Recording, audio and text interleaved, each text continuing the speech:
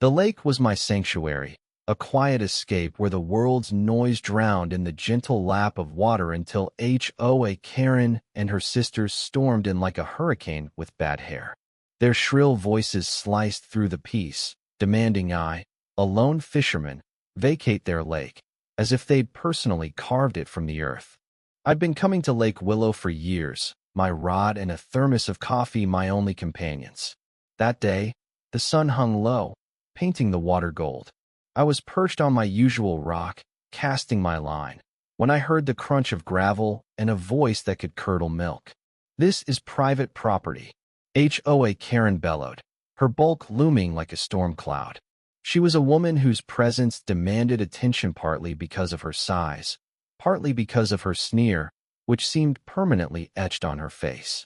Her two sisters, Lon and Mai, flanked her, their arms crossed, mirroring her disdain. They were a trio of entitlement, dressed in matching HOA-branded visors, as if that gave them dominion over nature itself. I glanced up, startled but calm. "Ma'am, this lake's public. Been fishing here since I was a kid." My voice was steady, but HOA wasn't listening. Her eyes narrowed, and she jabbed a manicured finger at me. "You don't belong here, kid. Pack up, or we'll make you." The threat hung heavy, and her sisters smirked, egging her on. I was just a 20-year-old college student, lanky and unassuming, not exactly a match for their collective wrath. The mouth one sparked fast. HOA stepped closer, her perfume an assault of floral aggression. "We're the HOA Karen sisters, and we own this lake." "You're trespassing," she spat, her voice dripping with superiority. I tried to explain public records, county laws, but she wasn't here for reason. She wanted control. Lon, the shorter sister, chimed in. "He's probably stealing our fish." I laughed, a sharp, mocking sound. I held up my empty bucket, hoping to defuse things.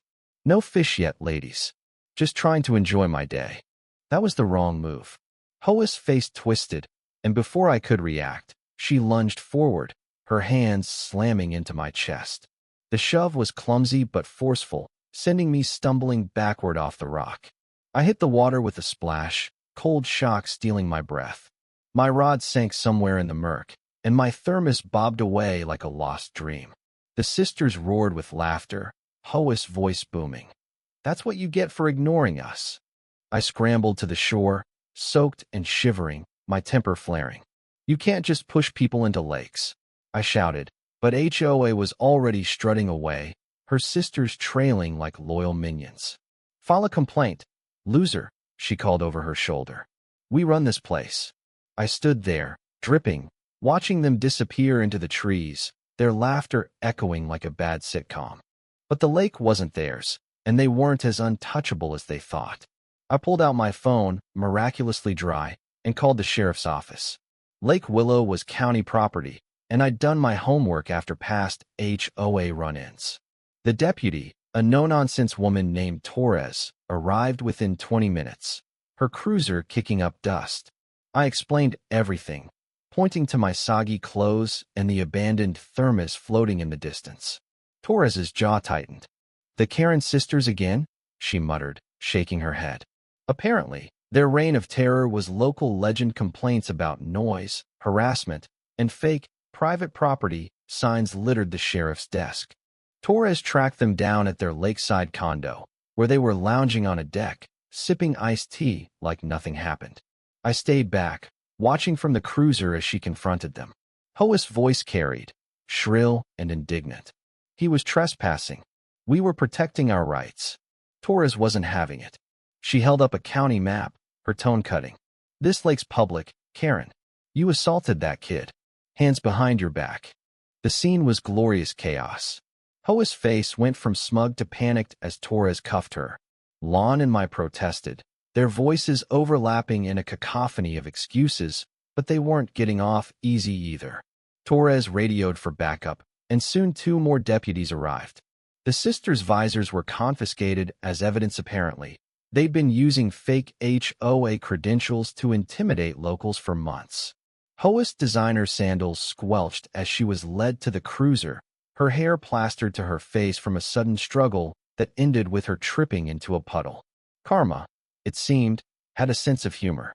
By now, a small crowd of lake regulars had gathered, dog walkers, picnickers, a guy with a kayak.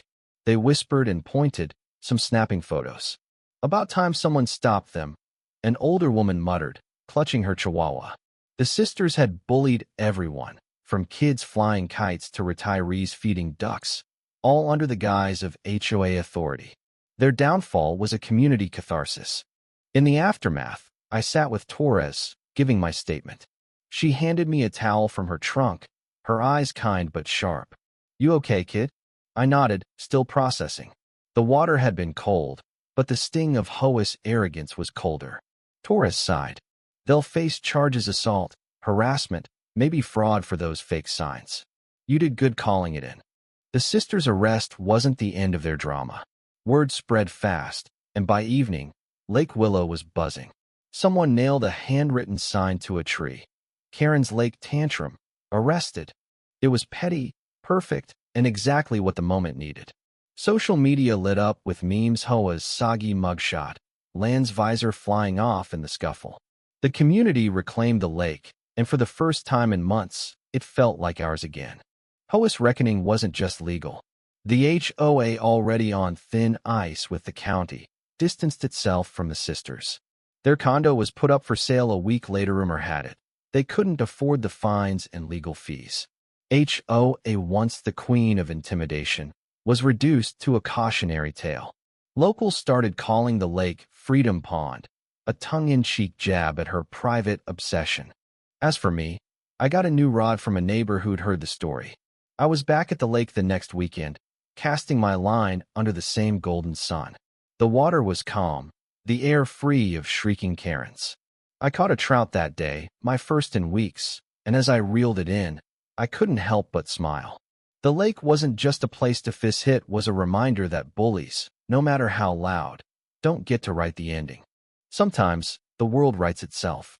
HOA and her sisters thought they could push people around, but they pushed too far. Their arrogance sank them, just like I sank into that lake. The difference? I climbed out stronger. They didn't. The end.